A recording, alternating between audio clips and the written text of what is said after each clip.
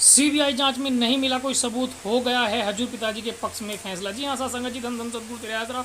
सदगुरु जी की प्यारी साथ संगत जी, सीबीआई जांच में कोई सबूत नहीं मिला है और हजूर पिताजी के पक्ष में ही फैसला हो गया है। जी, वो कहते हैं ना कि इंसान को कुछ करेगा तब भी कर्म करेगा और कुछ नहीं करेगा तब भी कर्म करेगा। इंसान बैठता है तब भी कर्म कर रहा है बैठने का, सो रहा है वो भी कर्म कर रहा है सोने का, नींद में सपने देख रहा है वो भी कर्म कर रहा है। जी हाँ सत्संगत जी, हमें फिर क्यों ना अच्छे ही कर्म करने चाहिए। अच्छे कर्म का उद्देश्य ये है कि हमें हजूर पिताजी की जो हम वीडियो आप सभी सत्संग तक पहुंचाने की कोशिश करते हैं, हमारा ये कर्म है, हम आपके पास वीडियो इस चैनल के माध्यम से पहुंचा रहे हैं और आपका भी उत्तरदायी बन जाता है कि वीडियो को जैसे भी हो सके सपोर्ट करके, जहाँ पर जो चर्चा होती है वहाँ पर अपने दिमाग से अपने मन से फुल सपोर्ट अपने सपोर्ट के लिए होना चाहिए, वो चाहे कहीं भी हो। जी हाँ सत्संग जी, जरूरी नहीं कि इस वीडियो को ही बात करो, हम जहाँ पर भी हो आप वहाँ पर भी आपके पास कोई भूखा दिखता है उसको खाना खिलाओ, कोई गरीब दिखता है उसकी सहायता करो, जैसे भी हो सके वो भी एक अच्छा कर्म नहीं आता है। इसलिए हमें सबको ये वचन का पालन करना चाहिए और अपने शरीर को बताना चाहिए, जो भी कार्य होते हैं पर चलना चाहिए। अगर हम ऐसा करते तो सबको हमें किसी भी प्रकार की कोई कमी नहीं किसी बुरे वक्त में फंस जाते हैं तो अपने दिमाग को शांति से सोचना चाहिए कि हम इस बुरे वक्त में किस तरह कर रही हैं, वो भी हजूर पिताजी के लिए परमपिता परमात्मा से भजन सिमरन कर सके। क्योंकि हमें सतगुरु के लिए नहीं सतगुरु को बुलाना है, बल्कि अपने लिए सतगुरु को बुलाना है। जिस प्रकार से हम स्कूल में पढ़ने जाते हैं बचपन में, हमको लगता है कि स्कूल को हमारी ज़रूरत है, लेकिन हम जब स्कूल को छोड़ देते हैं और बड़े हो जाते हैं तब हमें इस बात का एहसास होता है कि हमें स्कूल की ज़रूरत थी, बल्कि स्कूल को हमारी ज़रूरत नहीं थी, हमें स्कूल की ज़रूरत थी। उसी प्रकार से हजूर पिताजी को हमारी ज़रूरत नहीं है, हमें हजूर पिताजी की ज़रूरत है। इसलिए हमें हजूर पिताजी के लिए लगातार भजन सिमरन करना है और ज़्यादा से ज़्यादा साथ संगत को इस वीडियो को शेयर कर देना है, ताकि सभी साथ संगत परमपिता परमात्मा से मिलकर एक साथ अरदास करें और हजूर पिताजी सभी साथ संगत के बीच में अगर आएंगे जल्द से जल्द तो हमें ज़्यादा से ज़्यादा ज्ञान देने की कोशिश करेंगे, हमें मोटिवेट करने की कोशिश करेंगे और हम हजूर पिताजी के वचनों को सुनकर अच्छा कर सकेंगे। इसीलिए हजूर पिताजी के जो वचन हम सभी साथ और वीडियो को लाइक करके ज़्यादा से ज़्यादा सत्संग को शेयर करते हैं, ज़्यादा से ज़्यादा वचनों को शेयर करते हैं तो उनके जीवन में हजूर पिताजी के अगर वचन से एक व्यक्ति भी सही रास्ते पर के अंदर हर समय कोई ना कोई विचार चलते रहते हैं। विचार शून्य 2-3 वजह से हो सकता है। एक, जब वो बेहोश हो जाता है, दूसरा कोमा में चला जाता है और तीसरे को विचार शून्य नहीं कहा जाता, सुविचार, अति उत्तम विचार या सर्वोत्तम विचार कह सकते हैं।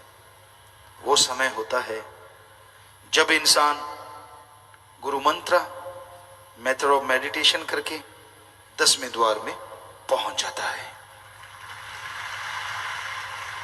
तब सिर्फ और सिर्फ ओम अल्लाह वाहिगुरु के मिलन के विचार आते हैं, तब सच्चाई हकीकत के विचार आते हैं और इंसान उन विचारों से जब बाहर आता है तो जितने भी बुरे विचार होते हैं, जितने भी गलत विचार होते हैं, उनका असर खत्म हो चुका होता है। विचार शून्य कभी कोई नहीं होता, पर आज के दौर में बुरे विचार ज्यादा चलते हैं, अच्छे विचार कम चलते हैं। तरह तरह के बुरे विचार, तरह तरह की बुरी सोच हमेशा दिलो दिमाग में इंसान के चलती रहती है और उन बुरे विचारों की वजह से ही इंसान दुखी रहता है, परेशान रहता है, गमगीन रहता है। कई लोग होते हैं बुरे विचारों से एंजॉय करते हैं, उनके अंदर गलत विचार आया तो उनको लगता है कि एंजॉयमेंट है, उन्हें खुशी देते हैं, पर ये भूल जाते हैं कि वो क्षणिक खुशी पता नहीं कितने पापों को, पता नहीं कितने बुरे कर्मों को आपके अंदर जन्म देती है। कई लोग अपनी बुरी आदतों से दुखी होते हैं, लेकिन जब वो समय आता है, जब उस आदत से मजबूर होके वैसा कर्म करते हैं, तो उन्हें एक नशा आ जाता है।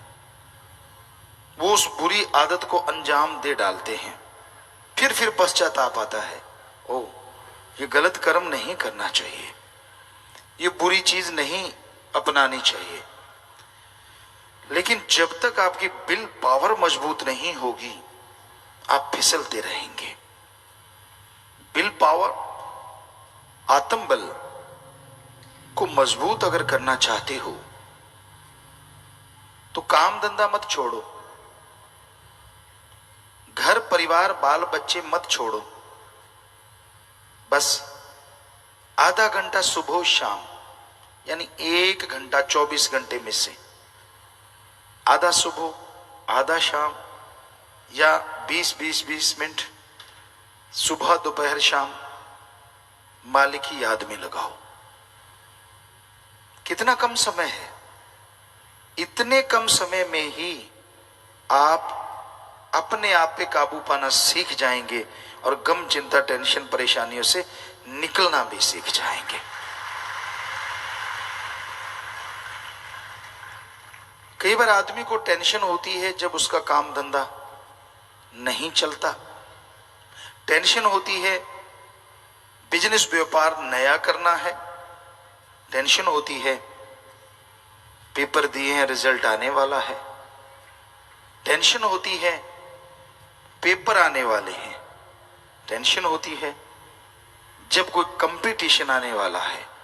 आप प्लेयर हैं, आप कोई गेम खेलते हैं या किसी भी तरह का कोई भी, जैसे कल बच्चे कर रहे थे प्रोग्राम, उसमें भी बच्चे की टेंशन ले जाते हैं। पर सच बताइए, क्या टेंशन लेने से आप सक्सेस हो सकते हैं? तो फिर तो अपने सारे परिवार को बोलो मेरे लिए टेंशन लेने का, सबको लमलेट कर दो, लो टेंशन लेते जाओ लेते जाओ। जितनी ज्यादा लोगे आपके हिसाब से उतना सफल हो जाओगे। गलत। टेंशन सफल नहीं बनाती, बल्कि सफलता से दूर कर देती है। टेंशन छोड़ दो, हिम्मत आपको अपनाओ, सुमरन करो कि भक्ति करूंगा, पूरी मेहनत करूंगा, आगे भगवान जाने, दैट्स ऑल। फिर देखो कैसे तरक्की करते हो, फिर देखो कैसे आगे बढ़ते हो। तो टेंशन कभी भी किसी भी चीज की मत लिया करो। जो आपने करना है वो करना है, जो आपके लिए होना है वो होगा, पर आप हिम्मत करो तो उसको बदल सकते हो, ये भी सच है। सो गम मत किया करो। गम करने से गम गलत नहीं होते, टेंशन लेने से काम सफल नहीं होते, बल्कि और काम में विघ्न पैदा हो जाता है और कार्य में रुकावटें आ जाती हैं। बस टेंशन फ्री रहिए, सुमरन कीजिए और मेहनत कीजिए, यकीनन भगवान आपके कार्य संवार देंगे। कई कहते हैं पिताजी आप कहते तो सही हो, पर क्या करें धक्के से टेंशन आ जाती है। बुरा ना मनाना, धक्के से पेशाब आया आपको? कभी कपड़े खराब हुए? नहीं हुए। धक्के से आप गाड़ी चला रहे हो, नींद आई तो फिर लोग कहानियां ही सुनाएंगे बाद में।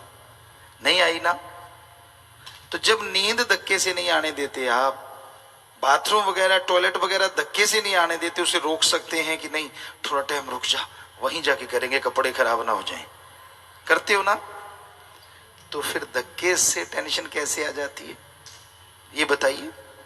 आप सोचते हो तो आती है। एक चीज को लेके पानी में मधानी, दे तेरे की ले तेरे की, दे तेरे की ले तेरे की। एक बैठा दूसरा सिर जोड़ के बैठा, उसका भी बाप, उसको थोड़ी कम है उसको और ज्यादा है। नहीं हाँ मर गए बहने तो फिर पूछो मत। हमने ऐसे ऐसे सत्संगियों से सुना कि पिताजी आप तो सही कहते हो, लेकिन हमने भूत प्रेतों को देखा है रात को घुंघरू बजते हैं 12 बजे। हम नाम नहीं बताएंगे, पर इतने खास कि आप सुनोगे तो भौचक्के रह जाओगे।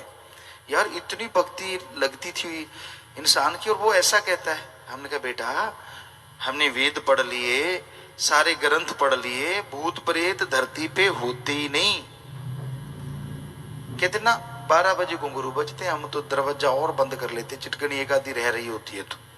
हमने कहा इस बार ऐसा करना, चिटकनी खोलना, हमारा नाम लेके, आप डरो मत, और देखना है क्या। वो असल में चक्कर ये था कि साथ के घर वाले की कुतिया थी, सही 12 बजे आके उनके घर की पोटी करने आती थी, और उसके गले में घुंघरू थे, वो बजते थे। अगले दिन इतने हंस हंस के लोटपोट भी था जी।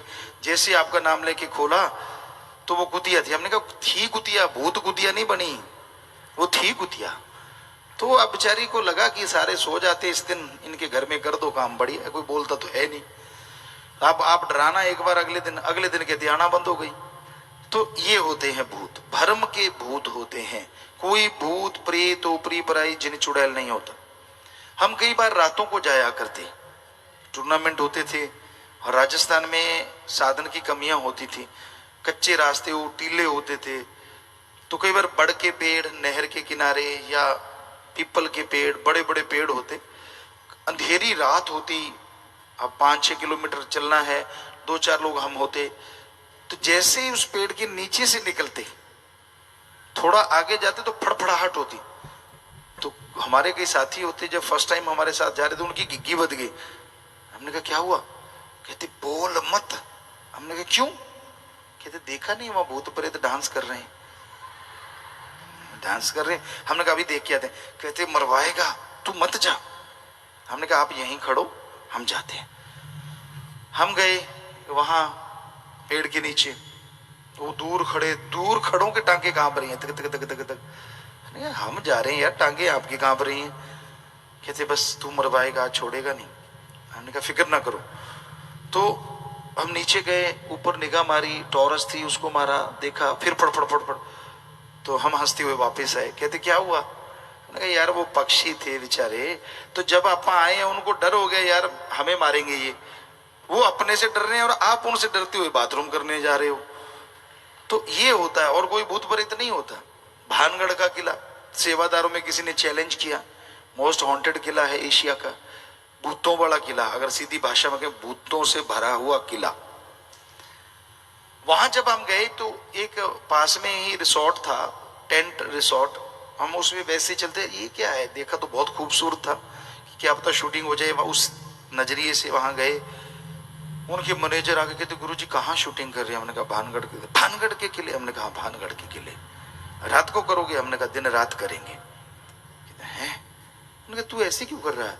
कहता गुरुजी ऐसा है, वहां जो भी कोई फोटो करवाता है, आदमी करवाता है तो पीछे एक औरत खड़ी मिलती है, औरत फोटो करवाती है तो आदमी मिलता है। हमने कहा अब एक नहीं छोड़ेंगे, काली काली तो एक ना छोड़ो, तू दिखा कहाँ है वो। ये काली काली की बात पे आपको बात सुनाते हैं। पुराने समय की बात बेपरवाजी सुनाया करते थे कि एक जाट जमींदार था, और उस समय आजकल भी है, बेपरवाजी जाया करते राजस्थान में, हम लोग भी बनाते, कणचातिया एरिया, गंगानगर का एरिया, कई जगह। तो अब वहां हम जाते तो होले वगैरह बनाते। तो वो कोई जाट जमींदार था, उसने चनों को गर्म किया तो होले बन गई।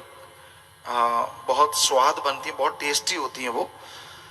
चने की टाटें भून दी जाती हैं तो अंदर से दाना पक जाता है और वो बड़ा ही टेस्टी लगता है। तो वो काला रंग की हो जाती हैं, वैसे ग्रीन थोड़ी सी पीला रंग पकड़ रही होती है, तब उसको बनाया जाता है। तो वो उसने सब होले की जो टाटें थी ऐसे झाड़ी और उसको इकट्ठी कर ली, तो अंदर डाल दी। अंदर डालते डालते थोड़ा सा मौसम ऐसा था कि अंधेरा था और पता नहीं चला। उन टाटों के साथ साथ एक राजस्थान में टिट्टण कहते हैं उसको, टीटनी, काले रंग की होती है, बिल्कुल होड़ों की तरह छोटी सी, तो वो भी बीच में डल गई। ऐसे झोली पकड़ी, पुराने टाइम में कौन से थैले होते थे, यूं पकड़ी, अंदर डाली और खाते आ रहा है, ऐसे ऐसे करके उसको खोल रहा है और खा रहा है। तो वो अंदर से चिर चिर ऐसे हो रहा है। कुछ देर तो उसने सुना, फिर कहता ची कर चाहे मी कर, काली काली तो एक ना छोड़ू, कि चाहे कुछ भी कर। मतलब उसको लगा अब भोला था कि ये चने की टाटे ही कर रही है, छिछ छिछ। कहते मैं छोड़ता नहीं, खा के छोड़ूंगा। तो वो वाली बात है भाई। वहां हमने कहा कोई भी हो, तो वहां गए, कोई भूत प्रेत नहीं था, कुछ नहीं था। हम रातों को भी घूमे, वहां थे लंगूर बहुत थे, बंदर बहुत थे, चीते भी मिले, लेकिन भूत एक भी नहीं मिला। सब जगह गए, बल्कि साथ वाले कई सज्जन थे, उनकी भी गिग्गी बदी, इधर मत जाना, ये अंधेर कोपड़े, हमने कहा टॉर्च दे। टॉर्च दे के उनको भी देख के कुछ नहीं है, इधर देखा कुछ नहीं, कहीं कुछ भी नहीं था।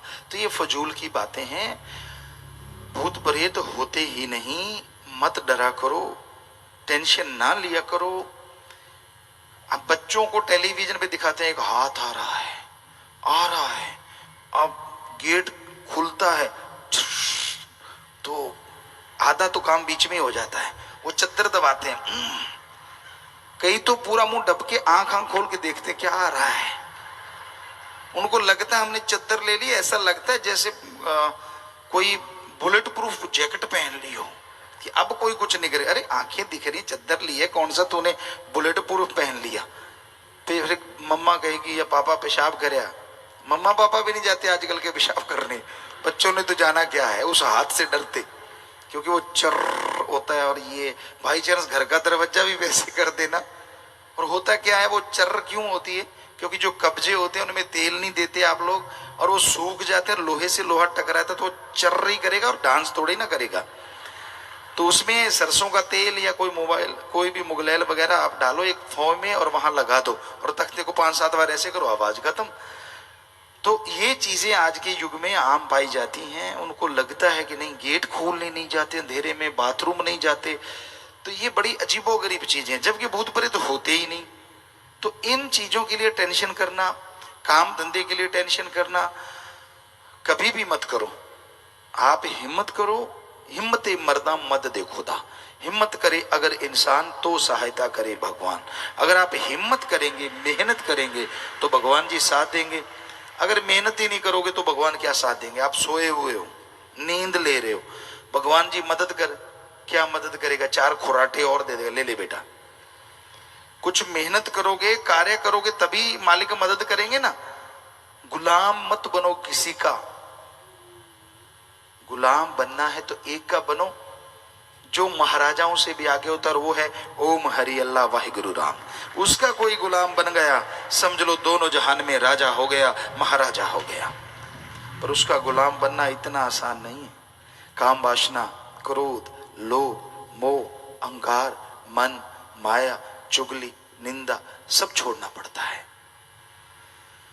तो ये चीजें छोड़ो, फिर ही उस राम का भक्त कह लो, गुलाम कह लो, कुछ भी कह लो, इंसान बन सकता है और खुशियों से लवरेज हो सकता है।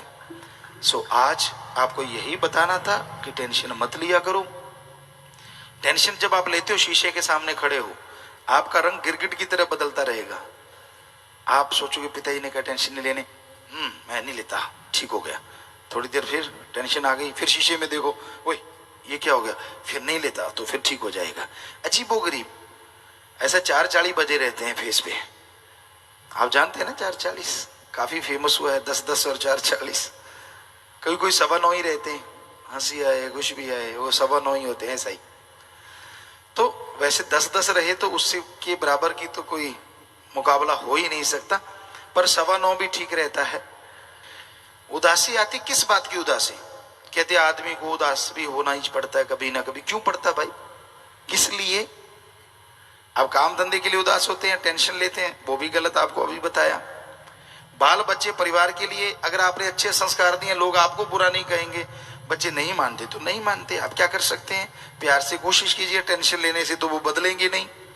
सो टेंशन मत लीजिए, अच्छे कर्म कीजिए। गलत कर्म करोगे तो यकीन मानो आने वाले टाइम में भोगना पड़ेगा, और सही कर्म करोगे तो मालिक रहमो करम से नवाजते रहेंगे। हे इंसान, कभी विचार किया है यहां पे किस लिए आया है, और आखिर जाना कहां है, किस लिए आया है? आमतौर पे लोगों का एक रवैया बन चुका है, खाओ पियो ऐश उड़ाओ, ये जग मीठा अगला किसने देखा है। अगला जिन संतों ने, पीर फकीरों ने, पैगंबरों ने देखा है, उनकी मानने को तैयार नहीं होता। उनके लिए कह देता है कि नहीं, वो वैसे कहते हैं, फजूल की बात करते हैं, यूं ही कहते हैं, जबकि ऐसा नहीं है। तो भाई ये सोचो, आप किस लिए आए हैं, क्या आपका काम है और क्या कर रहे हो, ये जानना अति जरूरी है। एक बात आपको बताएं, हमारे धर्मों में इंसान को सर्वश्रेष्ठ बताया है कि सबसे श्रेष्ठ इस धरती पे अगर कोई प्राणी है तो वो है मनुष्य। हिंदू धर्म में कहा है सर्वश्रेष्ठ, अति उत्तम जून, सरदार मुखिया जून। इस्लाम धर्म में बोला गया खुद मुख्तियार जून। सिख धर्म में कहा गया सर्वश्रेष्ठ सरदार मुखिया जून।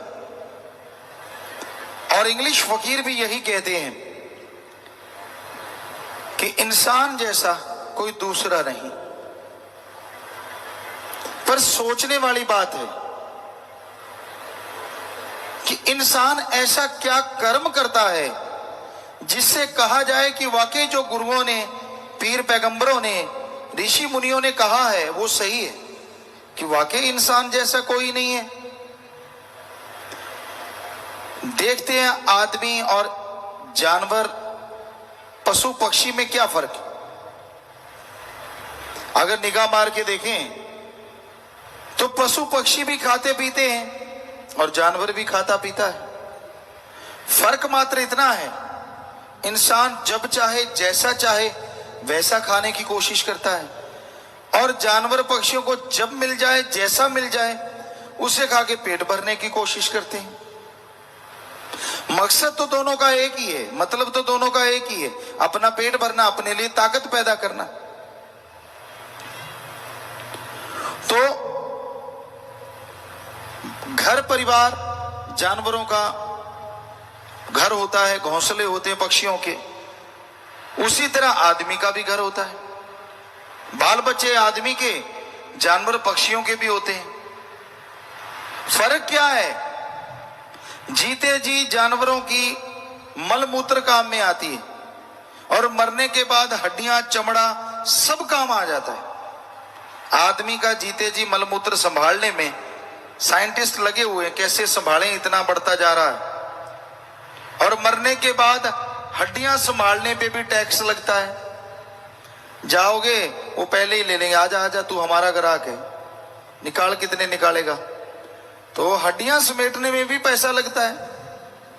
तो इस लिहाज से देखें तो जानवर आगे हैं, पर शायद आदमी सोचे साइंस में, विज्ञान में आदमी ने बहुत तरक्की करी है,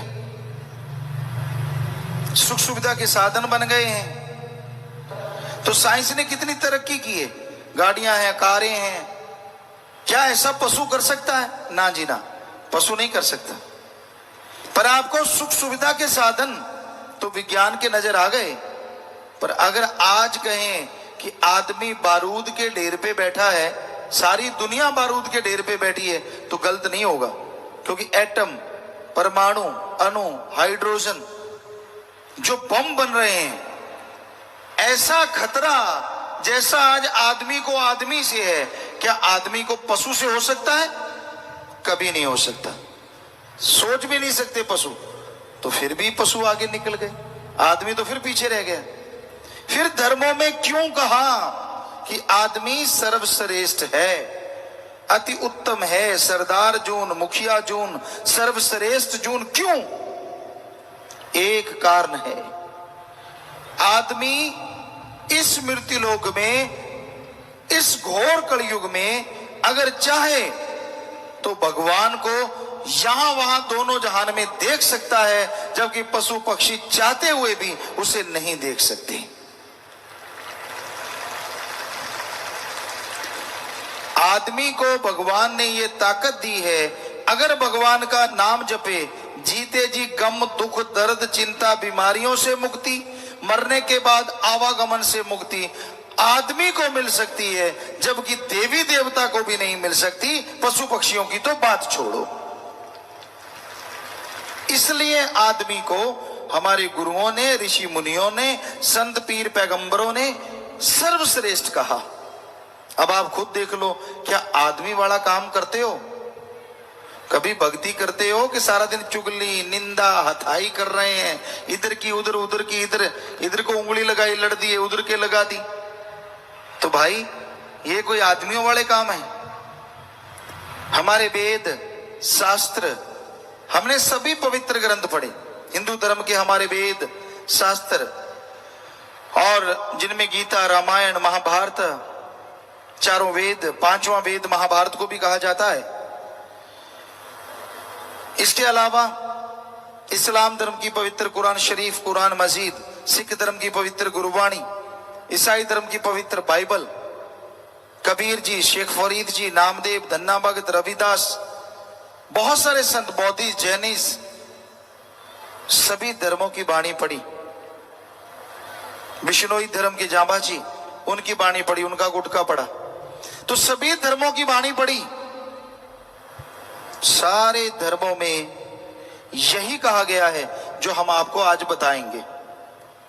100% यही बात आती है कि आदमी कहलाने के हकदार तो ही हो अगर आदमी वाला काम करो, वरना शैतान से भी आप आगे हो। कई लोग आदमी सोया पड़े हैं, उनको मार दिया, किसी को तड़पा दिया, चंद नोटों के लिए किसी के बेटे को उठा लिया, भाई ने भाई को मार दिया। शैतान भी शर्मा जाता है, वो भी बच्चों पे हाथ नहीं उठाता था। आज आदमी शैतान का बाप बना हुआ है। अपनी मां की संभाल नहीं, अपने बाप की संभाल नहीं। कई लोग हमारे पास आते, गुरुजी प्रसाद दो। किस लिए भाई? मेरे मां बीमार है, उसकी मुक्ति हो जाए। हमने कहा ऐसा प्रसाद तो हमारे पास नहीं, जिसको दें वो मर जाए। आप मारना चाहते हो? कहता नहीं, वो टट्टी पेशाब चारपाई पे करता है। तो हमने कहा जब बचपन में तू करता था तब तेरी मां ने तो नहीं कहा कि इसकी मुक्ति कर दो? वो तो नहीं बेचारी बोली कि इसका रोज टट्टी पेशाब कर उठाना पड़ता है, दिन को भी रात को भी, कोई प्रसाद दे दे बेड़ा पार कर दे? वो तो नहीं बेचारी बोली। अब उसका तुझे उठाना पड़ गया, तो अब तू कहता है कि वो मर जाए। लानत है ऐसे औलाद पे। कहां चली गई हमारी संस्कृति? हमारे धर्मों में तो यही शिक्षा है। अरे बचपन में मां बाप टट्टी पेशाब उठाते हैं। हमारा धर्म, हमारे देश में यही संस्कृति है। जब वो बुजुर्ग हो जाएं तो उनके बेटे बेटियां उनके हाथ की लाठी बने और उनको बच्चों की तरह संभालें। यह है हमारी संस्कृति। ना कि उनको बूढ़ा कह के एक भूसे वाले कमरे में डाल दें, सूखा रोट खिलाएं। नहीं नहीं नहीं, मरने के बाद आप खर्चा करते हो, शर्म नहीं आती? जीते जी सूखे रोट दिए और मरने के बाद हलवा पूरियां खाओ जी, अपनी नाक का सवाल है। और जब वो जीते जी उनको नहीं खिलाए तब नाक किधर गई थी? शर्म नहीं आती? जिन्होंने बड़ा किया, पढ़ाया लिखाया, ठीक है उनमें अवगुण हो सकते हैं, तो वो भी आदमी, क्या हुआ अगर माँ बाप है? उनमें भी अवगुण हो सकते हैं, उनमें भी बुरी आदतें हो सकती हैं। आपकी नहीं बनती तो राड़ से बाढ़ अच्छी, अलग रहो, लेकिन उनको कभी बुरा ना कहो और उनकी सेवा से मुंह ना मोड़ो।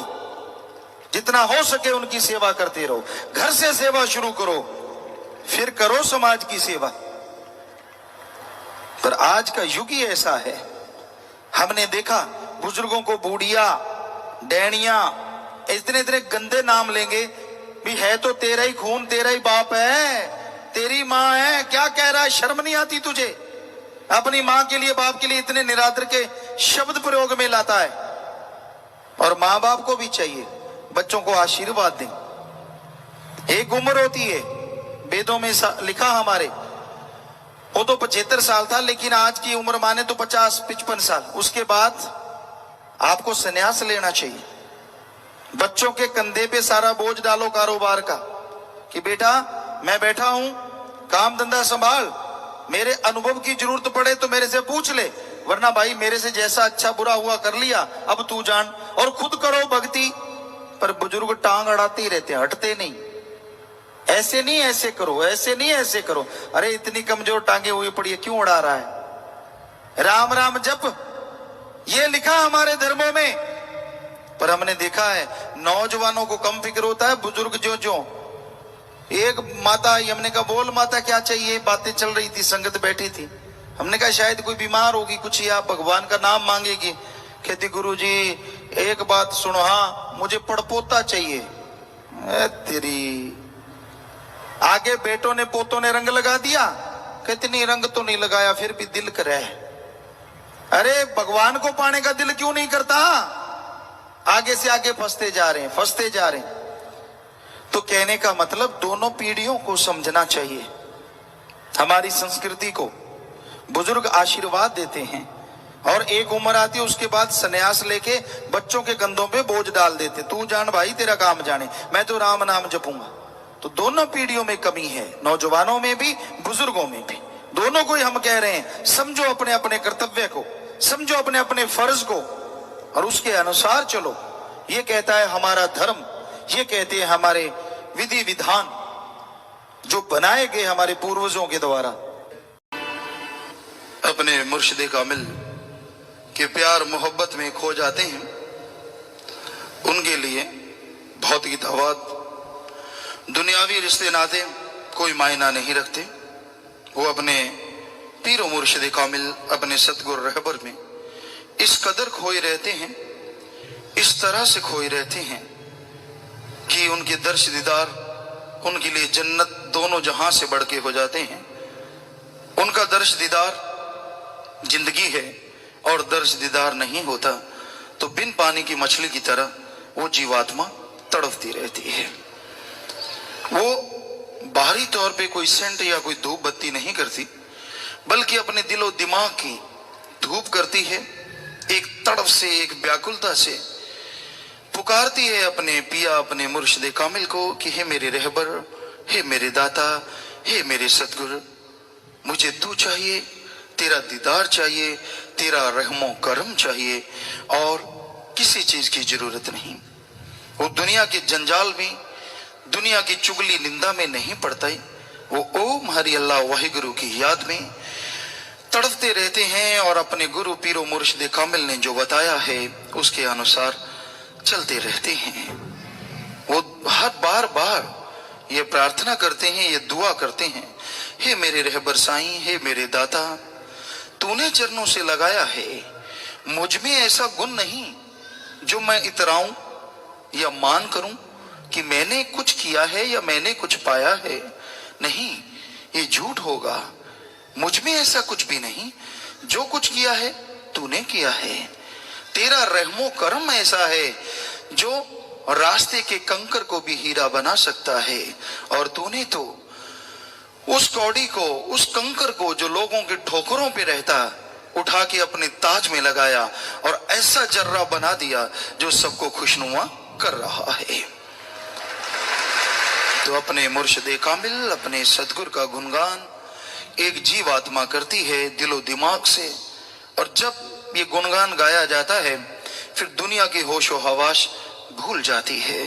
कौन कहाँ कैसा है उससे कोई मतलब नहीं रहता, बस एक ही रहता है, मेरा सतगुरु मेरा मालिक जैसा ना था, ना है और ना होगा। बस उसके वचन, उसकी बताया हुआ रास्ता निगाह में हमेशा बसा रहता है, और दिलो दिमाग में एक ही घूक। यहाँ पे जो घूक शब्द आया है, जैसे माता बहनें चरखा चलाया करती, हमने सुना है, आप लोगों ने शायद नौजवान बच्चों ने छोटी उम्र में उन्होंने ना सुना हो, क्योंकि आजकल शायद चरखे का चलन उतना नहीं रहा, मशीनीकरण हो गया है, लेकिन फिर भी चरखा चलता, और उसमें से एक मीठी मीठी घूक, एक ऐसी आवाज, सुरीली आवाज आती कि आदमी अगर ध्यान से सुने तो बड़ा ही मजा आता। तो यहां से तुलना की गई है कि हे मेरे मुर्शिद कामिल, इस शरीर रूपे चरखे में से आत्मा रूपी वो जो आवाज निकलती है, वो घूक, वो आवाज मुझे तेरी आवाज से मिलाती है, बस मैं उस आवाज में मस्त हूं।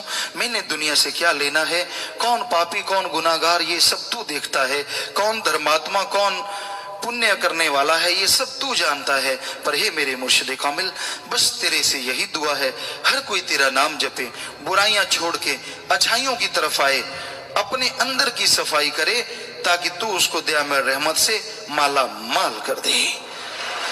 ऐसा बना दे तू अपने बंदों को, ऐसा भर दे उनके अंदर रहमो करम।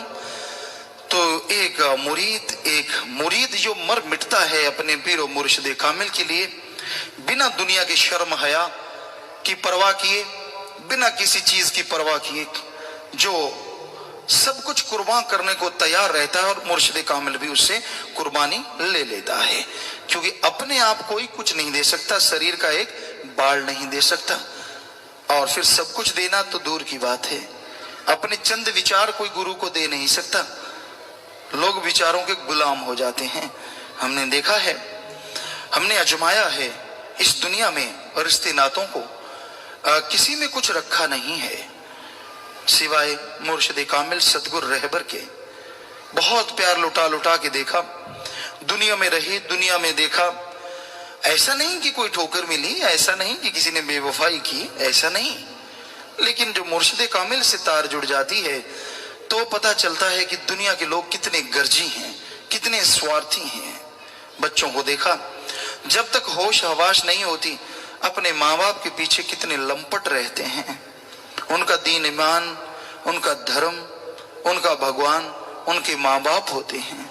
बच्चा थोड़ा सा बड़ा होता है, अपने पाँव पे खड़ा होता है, थोड़ा सा ध्यान माँ बाप की तरफ से हट जाता है, खेल खिलौनों में खो जाता है। खेल खिलौने अच्छे लगने लगते हैं, लेकिन जो अच्छे नेक बच्चे होते हैं फिर भी माँ बाप से प्यार मोहब्बत ज्यों का त्यों रहता है। उम्र बढ़ती है, पढ़ाई लिखाई का समय आता है, तो एक प्यार, एक कशिश अपने माँ बाप से जुड़ी रहती है। उनका प्यार मोहब्बत उन्हें गाइड करता है, और वो बच्चा नेक बनता चला जाता है, अच्छा बनता चला जाता है। लोग उनकी उदाहरणें देते हैं, लोग उनकी बातें करते हैं कि औलाद हो तो ऐसी हो। समय गुजरता है, समय का चक्कर चलता है, फिर टाइम करवट लेता है। उन बच्चों की विवाह शादियां होती हैं, बच्चे विवाह शादी में घर गृहस्थी में खो जाते हैं।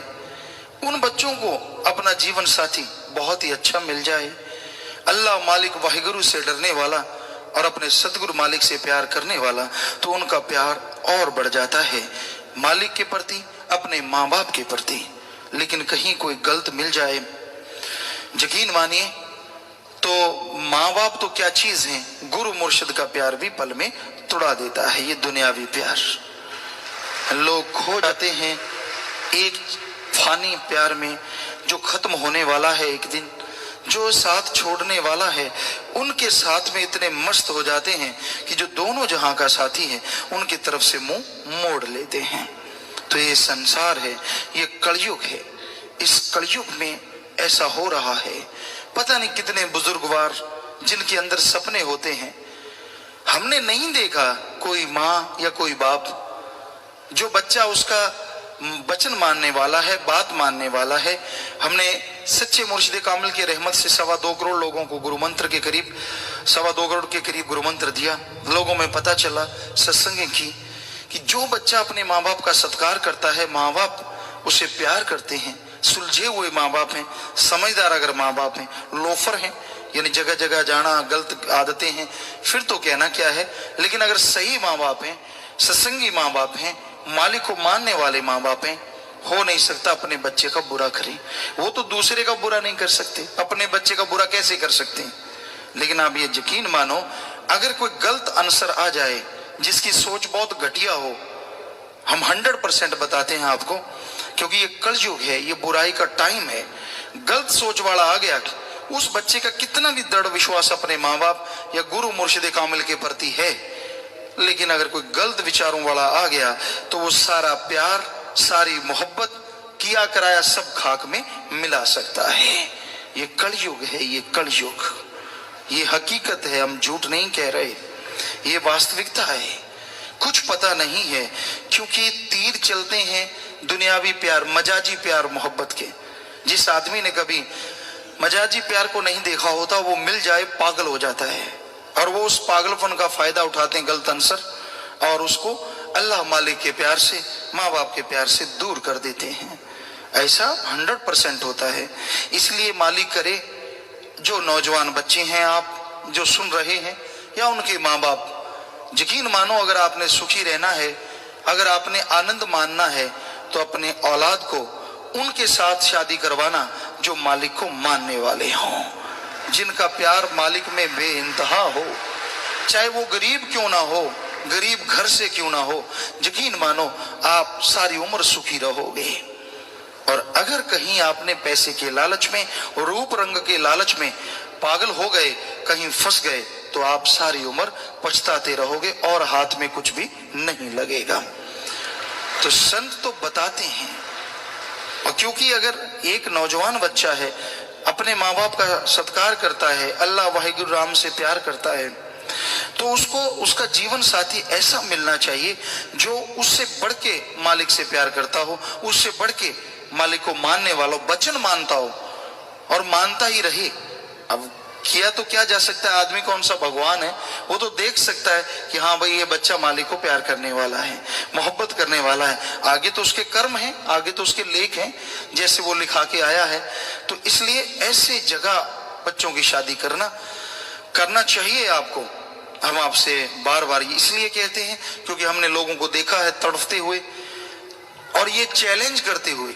आप यकीन नहीं करेंगे, ऐसे लोगों ने हमें बताया, और ये सच है, हमने देखा कि ऐसे आंसर आ जाते हैं जो मालिक को मानने वाले नहीं होते, जो अल्लाह वाहिगुरु राम की बात जिनको फूटी आंख नहीं सुहाती, वो चैलेंज कर देते हैं कि ठीक है, माँ बाप बेचारे रोते हुए बताते हैं, अब रो भी तो नहीं सकते ना, तो बताते हैं कि वो लड़का या लड़की चैलेंज कर देता है कि ठीक है, ये आपका बेटा मालिक को बहुत प्यार करता है, आपसे बहुत प्यार करता है, मैं ऐसा इसको नचाऊंगा कि ये मेरे प्यार में पागल हो जाएगा और बाकी सबको भूल जाएगा या भूल जाएगी।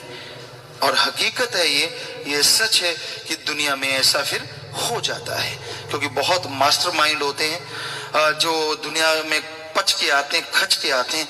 और आप यकीन नहीं मानेंगे, ऐसे लोगों को हमने देखा है जो गुरु मुर्शिद के वचनों को पत्थर की नहीं, लोहे की नहीं, ऐसी लकीर माना करते थे कि जो उसके गुरु ने कह दिया वो 100% सच होगा, वो माना करते थे।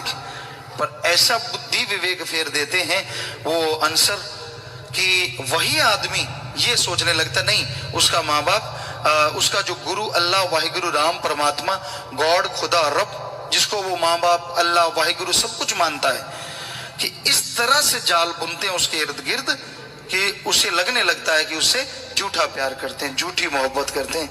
ये हैरानी होती है, अजीबो गरीब। लेकिन संतों को कोई हैरानी नहीं, क्योंकि ये कलयुग है, कलयुग में हर चीज संभव है।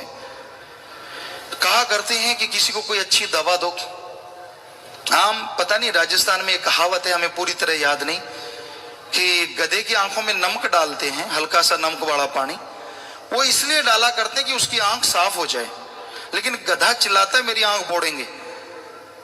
तो वैसे कुछ होता है, संत होते हैं या माँ बाप जो अच्छे भक्ति इबादत करने वाले होते हैं, वो अपनी औलाद का कभी बुरा नहीं सोच सकते, भला करते हैं, भले के लिए शिक्षा देते हैं, ऐसा कर ले, ऐसा कर ले, ऐसा कर ले। लेकिन वो गधे वाली बात, उसे लगता है मेरी आंखें फोड़ेंगे। ये कैसे संभव हो सकता है? कोई माँ बाप, आप दिल पे हाथ रख के देखिए आदमी, क्या अपने औलाद का दुश्मन हो सकता है? कभी नहीं। तो जो अल्लाह वाहिगुरु राम की औलाद है, उससे प्यार करने वाला उसकी औलाद का दुश्मन कैसे हो सकता है? संत पीर फकीर तो अपने सतगुरु अल्लाह वाहिगुरु को माँ बाप से बढ़ के मानते हैं, तो उनकी तो सारी औलाद है, जो उससे प्यार करते हैं, उसकी औलाद से दिन रात प्यार मोहब्बत करते हैं, बेगर्ज निस्वार्थ, और दुआ करते हैं कि मालिक ये सब तेरी औलाद है, चाहे कोई भेष बदल के आए, चाहे बुराई सोच के आए, कि मालिक इनके अंदर से बुराई साफ कर दे, इनको नेक बना दे, ताकि ये लोग हे अल्लाह, हे वाहिगुरु, हे गॉड, खुदा, रब, तेरी दया में रहमत से अंदर बाहर से भर जाएं और वैराग्य पैदा हो जाए, ताकि तेरे दर्श दीदार कण कण में, जर्रे जर्रे में सबको हो पाए। तो संत पीर फकीर ये दुआ करते हैं, मानना मालिक ने है। संत दुआ कर सकते हैं, संत समझा सकते हैं लोगों को, मानना ना मानना आदमी की मर्जी है जी। हराम का खाना हराम किसे कहा जाता है और हक हलाल किसे? कड़ा परिश्रम करके खाओ, कौन सी है परिश्रम की मेहनत और कौन सी है पाप गुनाह भ्रष्टाचार की दौलत? आदमी मेहनत करे और पहले से तय होता है कि आपको इतनी तनख्वाह मिलेगी, इतना पैसा मिलेगा और इतना समय आपने कार्य करना है। तो आपने पैसा काम धंधा करने के लिए लिया है, न कि बातें करने के लिए या इधर उधर की फेंकने के लिए।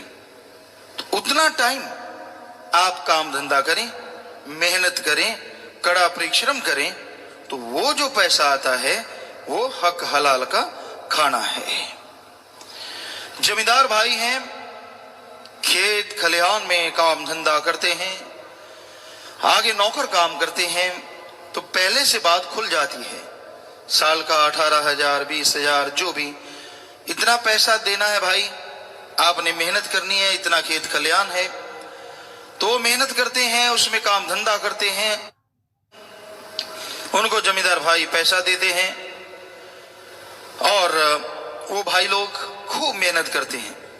तो फिर भी अगर उनके सिर थोड़ा बहुत कर्ज रह जाता है कि साल के आखिर में 25,000 रुपया लेना था लेकिन हो गया 35, तो ये हमने देखा है जो अच्छे जमींदार भाई होते हैं, अच्छे जिनकी जमीन होती है और अच्छे नेक इंसान होते हैं, तो वो पैसा छोड़ देते हैं कि भाई चल कोई बात नहीं, तूने ही कमाया है, हमारा तो सिर्फ नाम है, कमाई तो आपकी है, मेहनत आपकी है, चलो कोई बात नहीं, 5-10 हजार रुपया अगर आपके सिर हो गया तो इसे छोड़ देते हैं। तो इस तरह से वो मेहनत की कमाई हो गई और जिसने ऐसा किया उसके लिए भी फायदा होगा।